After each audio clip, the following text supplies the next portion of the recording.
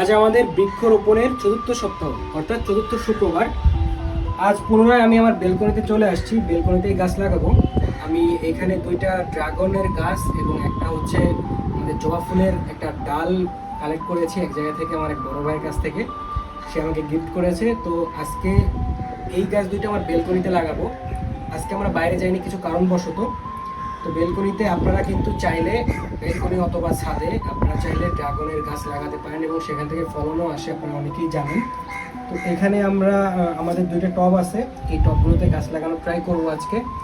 এবং আমি আজকে যেহেতু চতুর্থ সপ্তাহ, 4টা সপ্তাহ হয়ে গেল আমার বৃক্ষরোপণ এই কর্মসূচি ক্যাম্পেইনে।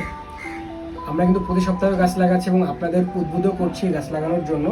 তো আপনারা যারা আমাদের সাথে আছেন অবশ্যই প্রতি সপ্তাহে গাছ লাগানো ট্রাই করবেন। এবং আজকে থেকে আমি নতুন একটা এই ক্যাম্পেইনের সাথে যুক্ত করতে চাচ্ছি। সেটা হচ্ছে আপনারা যারা কমেন্ট করবেন আপনাদের নামে, আমি তাদের নামে একটা করে গাছ লাগাবো, সেটা যেখানেই হোক। যেহেতু আমি আজকে বেরোতে পারিনি, যার কারণে ঘরে লাগাচ্ছি। হয়তো পরের সপ্তাহে আমি বাইরে লাগাতে পারি, কোথাও কোনো স্কুলে অথবা যে কোনো জায়গায়। মেইন কথা হচ্ছে আমাদের গাছ লাগাতে হবে, সেটা যেখানেই হোক না কেন, সেটা নিজের ঘরে হোক, নিজের বেলকনিতে হোক, বা বাইরে হোক, স্কুল হোক, কলেজ হোক, মাদ্রাসা হোক, মসজিদ হোক, মন্দির হোক, যেখানেই হোক আপনাদের কিন্তু গাছ লাগাতে হবে। এবং আমি চাই আপনারা সবাই শুক্রবারে গাছ লাগান, যেহেতু অন্যান্য বারে অনেকেই বিজি থাকেন। তো শুক্রবারে অবশ্যই গাছ লাগানো ট্রাই করবেন এবং আমাদের সাথে শরিক হবেন, আমাদের গ্রুপে অবশ্যই জয়েন হবেন। আমাদের গ্রুপের নাম হচ্ছে সেভ ট্রিজ সেভ আর্থ। এই গ্রুপে জয়েন হবেন এবং এই গ্রুপে আমাদের কার্যক্রমের সকল তথ্য থাকবে। তো চলুন আজকে গাছ লাগানো শুরু করি।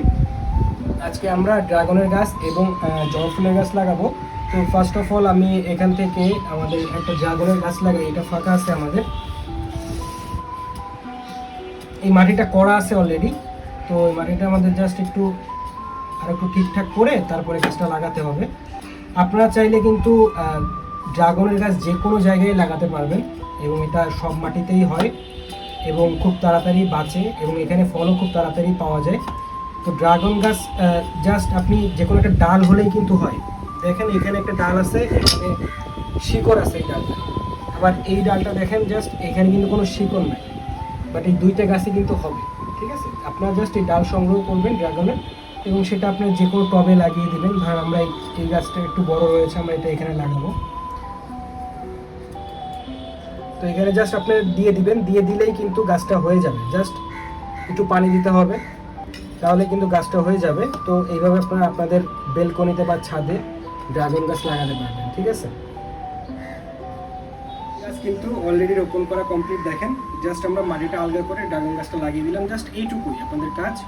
একটা টবে মাটি নেবেন এবং ড্রাগন গাছ লাগাবেন এবং সেটা রেখে আপনি জাস্ট একটু পানি দিয়ে দিবেন, তাহলেই কিন্তু আপনাদের ড্রাগন গাছটা বেঁচে যাবে। ঠিক আছে, ড্রাগন গাছ কিন্তু যে কোনো মাটিতে আপনি বাঁচাতে পারবেন।